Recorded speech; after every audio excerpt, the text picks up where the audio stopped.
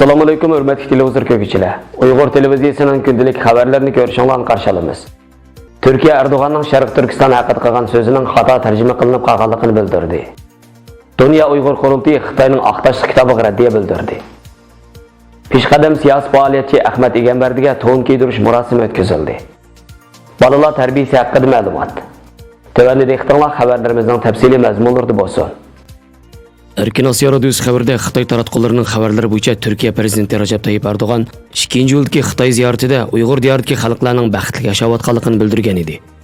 Yaqinda Turkiya diplomatlari uning bu so'zlarining xato tarjima qilinib qolganligini ilgari surgan. Janubiy Xitoy atganlik gazetasining 22-yildagi xabariga qaraganda, Turkiyaning Beijing turishliq elchixonasining diplomatlari o'tgan hafta yepiq yig'in ochgan.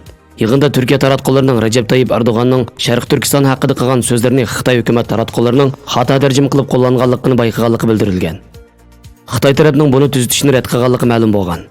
Shinxua to'g'ridagi xabarda Recep Tayyip Erdo'g'anning Sharq Turkistondagi xalqlarning intayin baxtli yashayotganligini aytganligi bayon qilingan.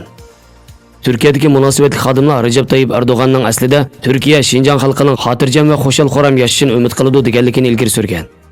Bu yil fevralda Turkiya Tashqi ishlar ministri Çavuşoğlu Xitoyning Uyg'urlarga tutgan muomalasini insoniylikdagi buyuk o'ng'aysizlik deb ta'sirlagan hamda Uyg'urlar masalasida eg'iz ochgan birdan-bir musulmon davlati bo'lib qolgan edi.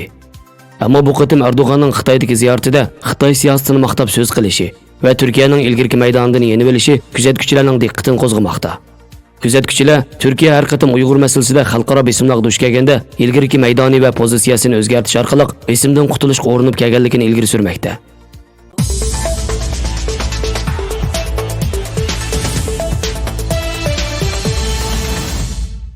Xitoyning Uyg'urlar to'g'risida e'lon qilgan Aqtaşlıq kitobi turli raddiyalarga duch kelmoqda. 22-iyul kuni Xitoy e'lon qilgan Uyg'urlar to'g'risidagi Aqtaşlıq kitob g'arb matbuotlarida turli inkoslarni qo'zg'adi. Xitoyning Aqtaşlıq kitobida Uyg'urlarning turkiy millat emasligi, Sharq Turkistonning Xan sulolasi davridan boshlab Xitoyning bir partiyasi bo'lganligi, islom dini Uyg'urlarning asli dini emas, balki tarixda Arab imperiyasi tomonidan qoral kuchi bilan zo'rlab tengilgan din ekanligi, Sharq Turkiston deydigan bir davlatning azaldan mavjud bo'lmaganligi o'tirib qo'yilgan. Dünya Uyghur Kurultayı Reisi Dolqun Aysa Efendi, Xitoyning bir tarafdan jazo lagerlarini qurib, necha millionlagan Uyg'urlar ustidan etini qirg'inchilik, madaniyat dafsandichiligi, xitoylashtirish zo'ravonlik siyosatini yurgizsa, yana bir tarafdan Uyg'ur millatiga bo'lgan xalqaro hissashiqlarni tugatish, Uyg'ur millatini tamoman yo'qotish niyatida tashviqot tajovuzchilik urushini tang ilib berayotganligini ilgari surdi. Dünya Uyghur Kurultayıning muavin raisi Farhad Muhammadi Efendi so'zida Xitoyning Uyg'ur tarixini burmalash qilmishlarining azaldan mavjudligini, Xitoyning hozir qadar e'lon qilgan atalmish Aqtaşlıq kitoblarining hech birining xalqaro e'tirofga erishmaganligini, aksiya kishilik huquq organlarining tanqidiga uchrab kelganligini tilga oldi. Xitoyning bu Aqtaşlıq kitobi 22-yil e'lon qilingandan keyin g'arb axborot vositalarida turli qarshi inkoslar o'tirib qo'yilib qolmasdan, ijtimoiy taratqularda Uyg'ur ziyolilari tomonidan yana ko'plagan raddiyalar e'lon qilindi. Bu raddiyalarda Uyg'urlarning tarixda qurgan davlatlari, Uyg'urlarning etini kelib chiqishining Xitoy bilan azaldan hech bir aloqasining yo'qligi, Uyg'urlarning turk qon sistemasiga tabi bir millat bo'lganligi, Uyg'urlarning 10-asrda islomni ixtiyorlik bilan qabul qilganligi hamda 1000 yildan ortiq bu dinda yashab kelganligi qatorliqlarga doir turli paketlik ma'lumotlar o'rin olgan.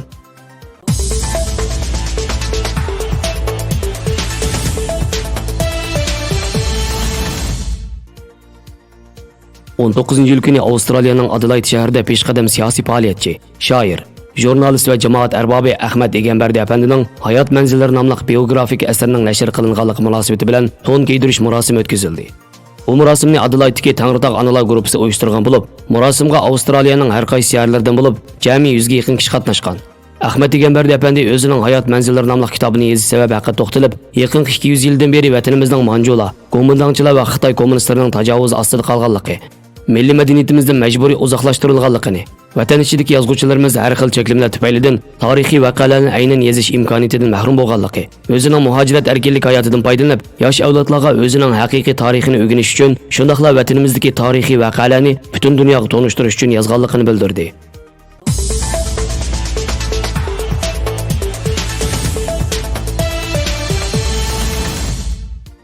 Psixologiyada bolalarning 6 yoshdan ilgirki vaqti mijoz yetilishidagi halqiliq bosqich deyiladi. Hozirgi jamiyatda nurg'un bolalarda mishchanlik, ochiq yomon bo'lish, ishtar bo'lish qatorliq xarakter masalalar bor bo'lib, bu masalalar belgilik turda oila tarbiya usuli bilan munosabatlik. Shuning uchun ota-onalar eng yaxshisi oltin davrini ching tutib, bolalarning xarakter yetilishi uchun yaxshi ul selish kerak. Mishchanlik Balalar oilada malika, kichik boyvachcha bo'lganlikdan kichkidan erkibi qilib ko'ndirilgan. Ota-onalar bolalarning jafo tortishini, azor yeyishini xohlamaydi. Haddidan ziyoda qo'g'daydi. Shuning bilan bolalar nihoyat o'ng'ayla erka, mishchan bo'lib qoladi. Mishchan bolalarda odatda asosiy turmush qobiliyati bo'lmaydi. Jafo tortishni xohlamaydi. Tanqid nasihatni ko'tarolmaydi. Psixikalik bardoshlik berish kuchi ojiz bo'ladi. Mishchanlik kasali bor bolalarga ota-onalari tövandagidek tarbiya qilib sinab ko'rsa bo'ladi. Birinchi, balani oila ishlarini ko'proq qilishga yetaklash. Balaga ba'zi bir zarur turmush bilimlarini o'rgatish. Uni o'z qobiliyati doirasida ba'zi ig'ir va jafoliq ishlarni qilib ko'rishga rag'batlantirish kerak. Ikkinchi, balani bir qism raqobat xarakterlik faoliyatlarga ko'proq qatnashtirib, irodasini tovlash kerak. Uchinchi, bolalar ba'zi ishlarni qilishdan yaltaymoqchi bo'lsa yoki bahona tepib chekinmoqchi bo'lsa, ota-onalar balaning rayiga boqmay, aksicha uni rag'batlantirishi lozim. Faqat bolalar botirlik bilan birinchi qadamni atlay olsalar, ondan mishchanlikni yengishga xo'shallikdan bahranib, muvaffaqiyat tuyg'usiga ega bo'ladi. Ochiq yomon bo'lish. Oilada haddidan ziyoda amroqlik qilish tufaylidan ba'zi bolalarda o'zini yadro qilish xarakteri shakllanadi. Boshqalarning hissiyotini o'ylashmaydi. Sababsiz va qalaymaqon xafa bo'ladi. Ko'p xafa bo'lish o'zining salomatligiga ziyonli bo'lib qolmasdan, yana boshqalarga ta'sir qilib, kishilik munosabatga ta'sir yetkazadi. Ota-onalar tarbiya qilishda norozilikdan yiroq bo'lib, ochiqni yengish prinsipiga amal qilish kerak. Bolalarni to'g'risi bilan passiv kayfiyatni yo'qotib, ochiqni chiqarishga yetaklash kerak. Masalan, ota-onasi bilan ishonchlik do'sti bilan paranglashib, qo'rsqini bo'shitib olish yoki xo'shal bo'lmagan ishlarni yezib qo'yish degandek. Pul almashtirish usuli orqali bolaning o'zini kontrol qilish kuchini oshirish kerak. Ota-onalar bola bilan mundaq kelishsa bo'ladi. Bir kun ichida bola qalaymaqon qayg'ish qilmasa, 10 numaraga erishadi. 2 haftadan keyin to'liq numaraga erishalsa, bola erishni eng arzu qiladigan buyumga almashtirib, uni mukofotlisi bo'ladi. Diqqat qilish tegishli shuki, bolaning qayg'ish qilishi, qalaymaqon terikishiga nisbatan ota-ona uni urush, tillash bilan masalani hal qilmaslik kerak. Bexatarlik masalasi mavjud bo'lmagan sharoit ostida uni qayg'ish qilishga tashlab qo'yib, bola bilan vaqtincha kar bo'lmay, sal turib bola pastga tushgan vaqtda ondan uningga qoida so'zlisi bo'ladi.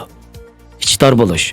Nurg'un farzandlarning hamma narsa mening deydigan yushurin engi bo'lib, boshqalar bilan teng bahramon bo'lishni bilmaydi. Sarlab, misqollab ayiradi. Oila bolalarning o'sib yetilishidagi tunji maktab. Oilada ota-onalar tashabbuskorlik bilan teng bahramon bo'ladigan, o'zaro hurmat qiladigan, o'zaro yo'l qo'yadigan kayfiyat yaratish kerak. Masalan, yeydigan yaxshi narsalar bilan ko'pchilik teng bahramon bo'lish. Bolalarni yolg'iz yegizmaslik kerak. Bolalarni do'stlar bilan o'yinchiqdan teng bahramon bo'lishga yetaklab, uningga shu xushallikni his qildirish kerak. Bolalarni ko'proq xayr-saxovat faoliyatiga qatnashtirish, uyda ishlatmaydigan narsalarni tashabbuskorlik bilan iona qilib, yaxshi ulgu bo'lish. Bolalar cho'chaklari, maqol tamsillar, hikoya qatorliq yangi, jonliq hikoyalar orqali bolalarda ulgu tiklashga bo'ladi. Xabarlarimizni ko'ringlarga rahmat. Ko'rishguncha omon bo'linglar. Xayr xo'sh. Allohga omonat.